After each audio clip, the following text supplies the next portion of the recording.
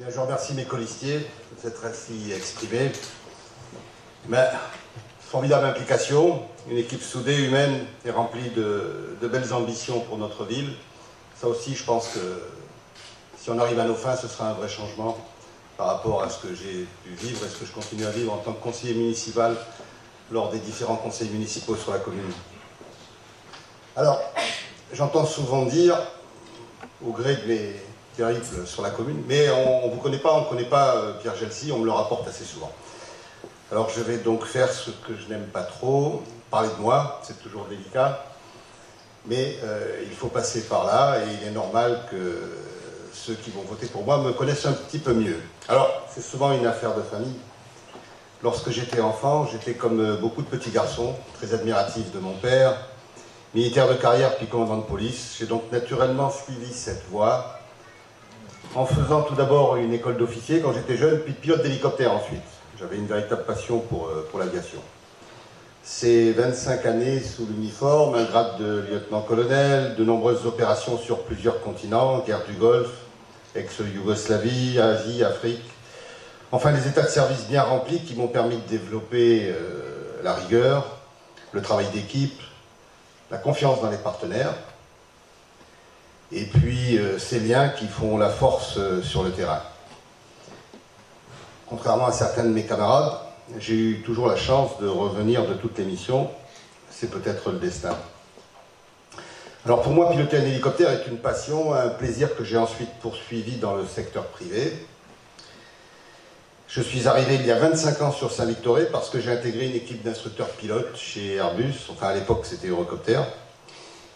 Donc je suis resté une quinzaine d'années instructeur, beaucoup de simulations sur cet engin là, magnifique qui remplace parfaitement l'hélicoptère.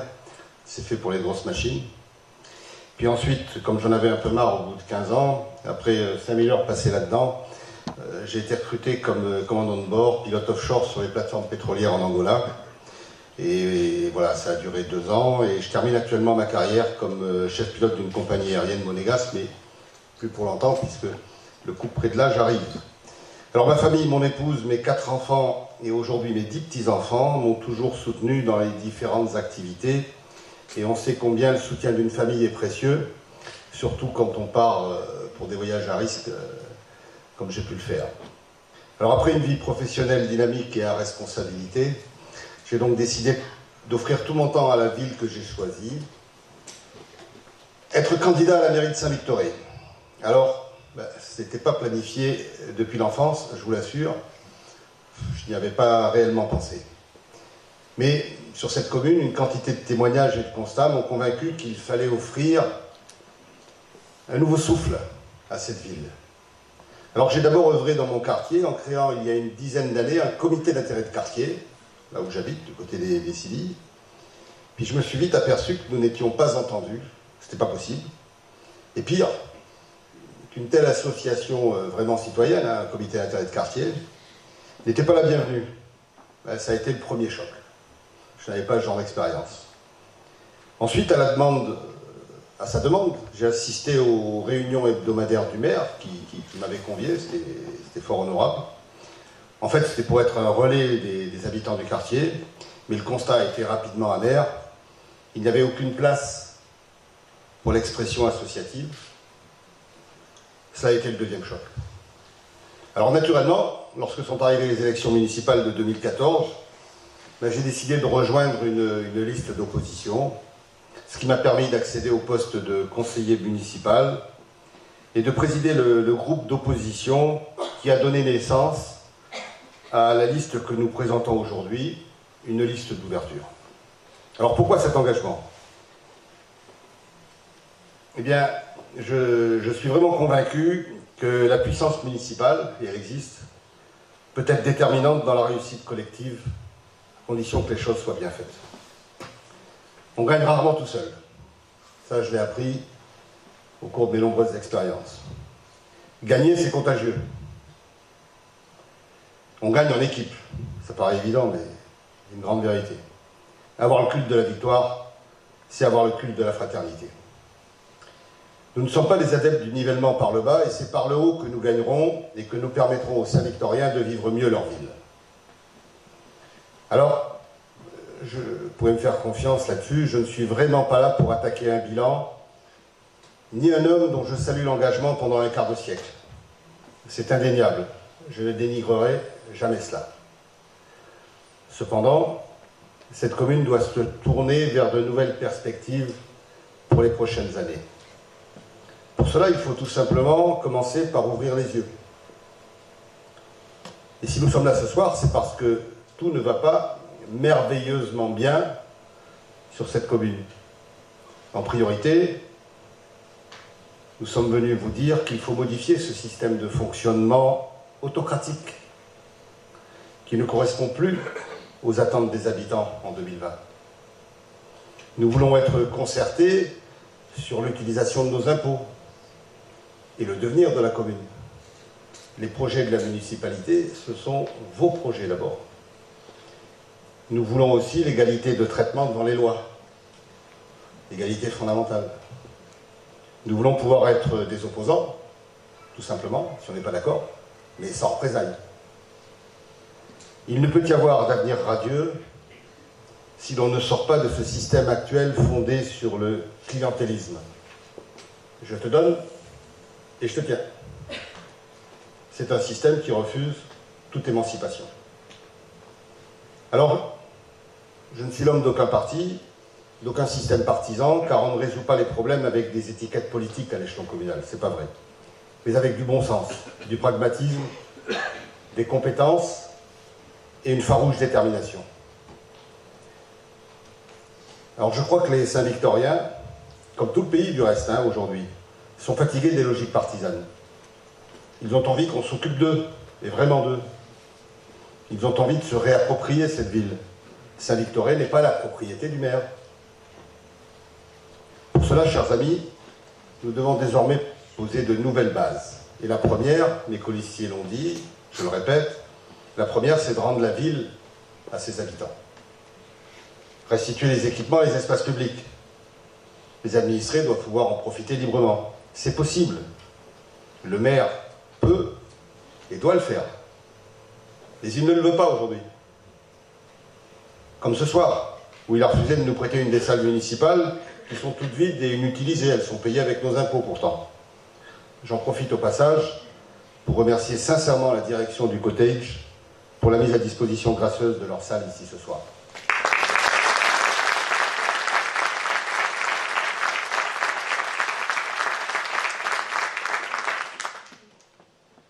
Alors, le lien social, c'est vraiment la base du bien vivre. Pour cela, nous voulons vraiment des décisions concertées avec la population afin de servir l'intérêt général. Une ville ouverte, accessible à tous, où les infrastructures et aménagements sont réellement mis à disposition. Une ville plus sûre, comme l'a expliqué Fred. Une ville plus vivante pour toutes les générations. Toute l'année, avec de nouveaux lieux de vie et d'échange. Une ville qui préserve ses espaces naturels. En fait, nous ne voulons pas d'une ville qui ne soit que le royaume de la voiture, des parkings, des musées, des collections. Il me tient particulièrement à cœur un projet délaissé depuis presque un quart de siècle. Que Saint-Victoré soit une ville définitivement préservée des nouvelles nuisances. Des nouvelles nuisances, on en a déjà assez, des nouvelles nuisances. Alors le projet de cette ZAC d'Empalières, qui était dénoncé en 2014, était voué à l'échec, compte tenu des contraintes environnementales. Les listes d'opposition l'avaient bien vu en 2014. L'enclavement de l'activité au milieu d'un secteur pavillonnaire n'est pas tolérable pour les riverains. Saint-Victoré subit déjà en souffrance les 330 avions qui la survolent en très basse altitude jour et nuit, 7 jours sur 7. D'ailleurs, ce soir à 21h, là, dans quelques instants, il y a sur France 2 une émission d'envoyé spécial qui aborde ce problème sur Saint-Victoré, en titrant « Ma vie dans le bruit ». Donc à revoir en podcast, c'est très intéressant. Les avions, c'est toujours aussi pénible. Même si la commune a évolué, les habitants en souffrent, contrairement à ce que notre édile actuel veut nous faire croire. Il n'y a pas de fatalité sur ce sujet. Alors cette ville est lourdement impactée, elle doit être dédommagée. Aujourd'hui, nous sommes les laissés pour compte. C'est injuste. je me battrai, nous nous battrons avec notre équipe pour obtenir un juste dédommagement afin de réduire la charge fiscale des habitants. Pour cela, j'irai taper à la porte de la société anonyme, gestionnaire actuelle de l'aéroport, qui engrange de gros bénéfices. Et je défendrai nos droits, comme l'avait fait le maire précédent, M. Daudet. Il avait obtenu un chèque de 12 millions de francs dans les années 90. Le combat qu'il a mené a créé une jurisprudence qui est utilisée aujourd'hui par les riverains de l'aéroport de Nantes, qui ont exactement le même problème que nous. Il faut le savoir. Donc c'est réellement possible. Cette jurisprudence nous aidera à négocier cette affaire-là avec la société anonyme qui gère l'infrastructure aéroportuaire. Je ferai aussi le nécessaire pour faire interdire les avions qui dépassent les seuils sonores. Il faut savoir que chaque fois que le seuil sonore est dépassé, la compagnie aérienne responsable paye une amende à l'aéroport. C'est Saint-Victoré qui ont subi les conséquences. Pas les communes limitrophes, parce que nous, on les a au-dessus de la tête, à 150 mètres. Cet argent, on n'en voit jamais la couleur. Il faut aussi revoir les trafics nocturnes afin d'assurer une tranquillité à laquelle chacun a droit. Il y a environ 25 trafics de nuit. On est un des rares aéroports régionaux à subir cela. On se prend tout le fret du sud-est. Malheureusement, la municipalité actuelle ne s'est jamais battue pour contrer ça. Alors c'est un projet que nous portons vraiment au plus profond de nous parce que c'est la grosse problématique de la commune. Un projet que nous portons aussi, c'est la sécurité. Frédéric Vidal en a parlé, et au sens large du terme. Nous devons mener à la fois une politique efficace et humaine, c'est une évidence. Saint-Victoré a vraiment besoin d'une vraie police municipale et surtout d'un vrai directeur. Police de proximité aux effectifs adaptés et renforcés, réellement présente dans tous les quartiers, associée à un vrai réseau de vidéosurveillance en temps réel et une coopération avec les villes voisines. La vidéosurveillance, elle existe, beaucoup de caméras sont factices, ne servent à rien.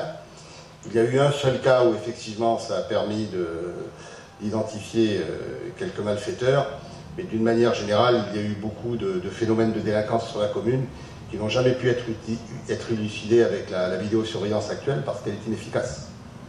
En temps réel, il faut avoir des agents qui surveillent des écrans et qui puissent faire intervenir des équipes au moment où l'événement se passe. La sécurité est indissociable aussi de l'identité des quartiers. Vous savez tous que les cambrioleurs adorent les quartiers dortoirs, avec des accès bien dégagés, ils peuvent aller et venir à leur gré. L'urbanisme a donc un rôle à jouer. La sécurité, ce n'est donc pas que de la police, c'est aussi un ensemble de mesures cohérentes. Alors, vous savez que le maire avait une grande politique de ce qu'il appelait le désenclavement, notamment à Pas-des-Lanciers. Il a désenclavé des impasses, il les a transformées en routes. Ça a ulcéré les habitants, et il a refermé derrière, il a réenclavé. L'urbanisme, il faut réfléchir, il y a de lourdes conséquences en termes de sécurité lorsqu'on ne s'emploie pas à bien faire les choses en concertation avec la population. Un de nos fondements est donc de bien gérer nos territoires pour permettre un avenir sain aux futures générations. Mettre en place une politique de développement durable, alors c'est un grand mot, mais c'est un réel enjeu pour les années 2020. Nous ne sommes plus dans les années 90. Le monde a changé, vous en êtes conscients. L'avenir de Saint-Victoré est aussi indissociable des bonnes décisions que nous prendrons pour les générations à venir. Il est urgent de donner priorité aux solutions alternatives et aux énergies nouvelles.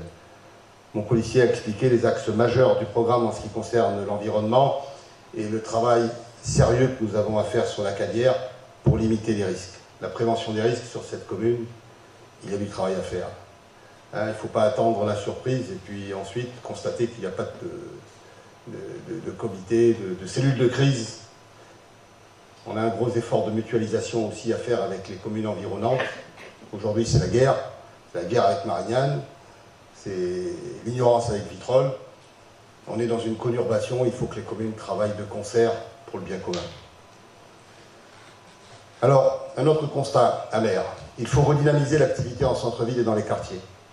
Nous voulons vraiment redonner de l'oxygène et de la vie.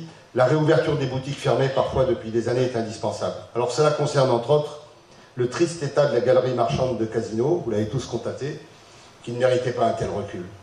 C'est une catastrophe. Alors c'est bien d'avoir réouvert d'autres commerces, la galerie se vide et c'est dommage aujourd'hui, il y a des boutiques qui sont fermées depuis 2-3 ans et qui n'ont pas repris. Revaloriser le centre-ville nécessite de déménager le musée de l'aviation sur un autre site plus adapté à son extension comme il le mérite. Il y a une belle collection, elle est mal placée. On trouvera un bel endroit où effectivement ça ne contrariera pas ce que doit être un centre-ville. Alors, d'aucuns prétendent que ce n'est pas possible, nous avons des projets sérieux et si l'on est élu, on les mettra en œuvre. Alors, ce projet d'extension du musée de l'aviation, nous n'en voulons pas. Notre projet permettra de sauver les maisons qui sont derrière, qui sont prévues à la description. Il y a également 12 platanes trentenaires qui sont magnifiques en été. Et si on n'est pas élu, ils seront abattus. Nous éviterons cela. Une halle couverte destinée à des marchés réguliers pour avoir le jour. Ce sera aussi un lieu pour accueillir des événements, un lieu de vie et d'échange qui donne un sens à la ville pour les différentes générations. La ville n'est pas qu'un décor destiné aux visiteurs. Mon ambition, prendre aussi la considération pour la jeune génération. Nous projetons la création d'un nouveau pôle éducatif neuf. Un groupe scolaire primaire, maternelle, maison des jeunes, en dehors de l'axe d'approche des avions. Carbonel souffre de nuisances aériennes et de sa vétusté malgré les nombreux investissements qui ont eu lieu. Vous savez qu'on a pratiquement dépensé le prix d'un groupe scolaire neuf avec tous les travaux de rénovation depuis 25 ans. Et malheureusement, les écoles ont toujours cet aspect vétuste. Alors nos enfants méritent mieux que ça. Il y a un réel déficit pédagogique dans cette école. Les professeurs s'arrêtent lorsque l'avion passe. Et moi, j'en ai parlé avec mes petits-enfants. Il y a de réelles perturbations. Nous mettrons tout en œuvre pour que ce projet aboutisse. Il faut savoir qu'il a failli aboutir dans les années 2000. C'était une promesse du maire, il y a travaillé lors de son premier mandat et puis c'était pratiquement acquis, les fonds étaient débloqués, il y avait l'appui du préfet, il y avait l'appui de l'État et puis brutalement ça a été enterré, on n'a jamais compris pourquoi. Nous devons aussi créer des espaces où nos enfants, nos jeunes, nos adolescents et jeunes adultes puissent se rencontrer, et pour les plus grands, sans être obligés d'aller à Aix ou à Marseille. Nous avons l'obligation de penser la ville avec eux, leur proposer des lieux, des activités, des animations, des spectacles qui correspondent à leurs attentes. Tout est à inventer. Ma conviction, qui est le socle de notre démocratie, concerne aussi la solidarité. Elle doit reprendre ses lettres de noblesse. Notre pays est touché par une crise sociale sans doute sans précédent. Vous le savez tous, pauvreté, chômage, d'un niveau inégalé. Sur Saint-Victoré, nous sommes également touchés. Ce n'est pas le paradis et tant que ça la Venise provençale pleine de touristes. Il y a 15% de chômage. C'est largement au-dessus de la moyenne nationale qui est autour de 10%. Il y a de la pauvreté, il y a des familles en difficulté, c'est incontestable. Nous voulons agir pour les familles, donner aux enfants un accès au sport, loisirs, vacances, sorties, spectacles, centres aérés, avec des tarifs préférentiels.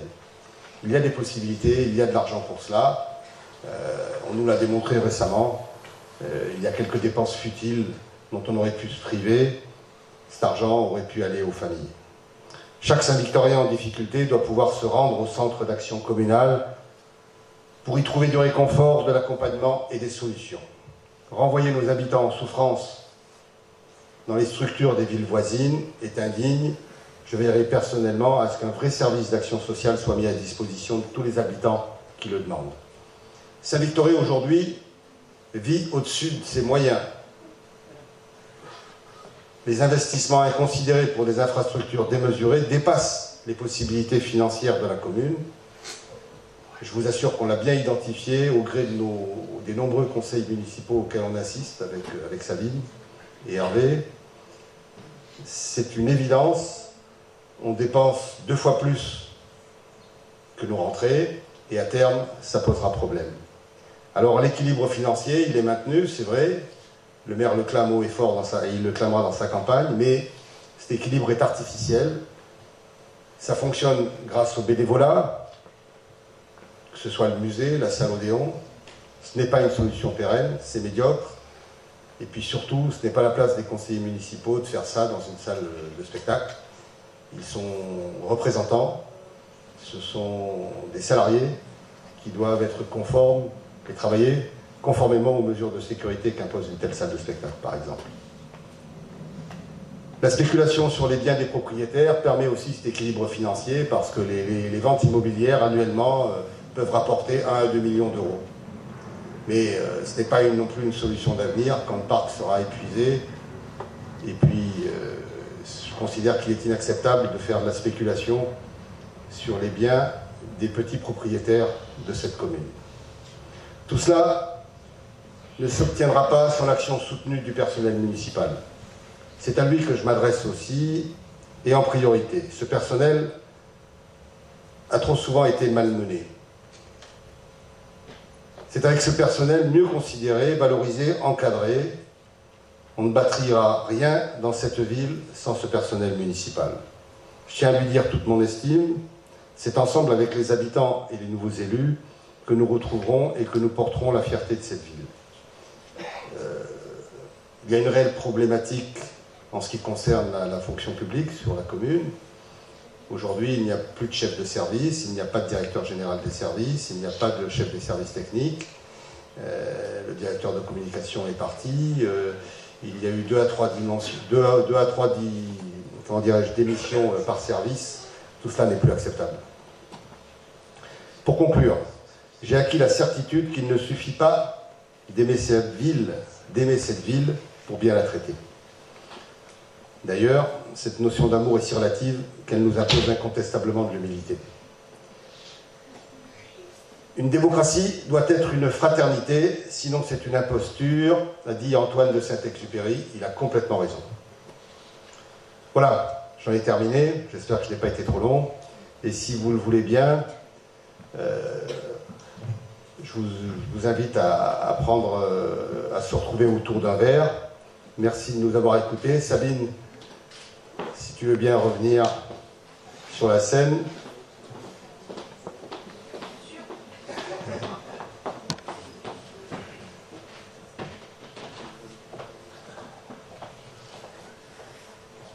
Merci Pierre. En tout cas, on voulait à 2 voix en fait conclure et puis vous dire du fond du cœur qu'au mois de mars, vous aurez le choix, bien sûr, de voter.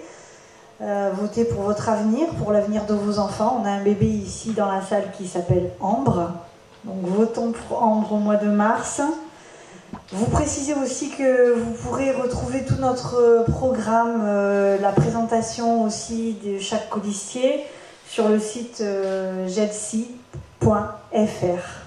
Merci à tous. Bravo.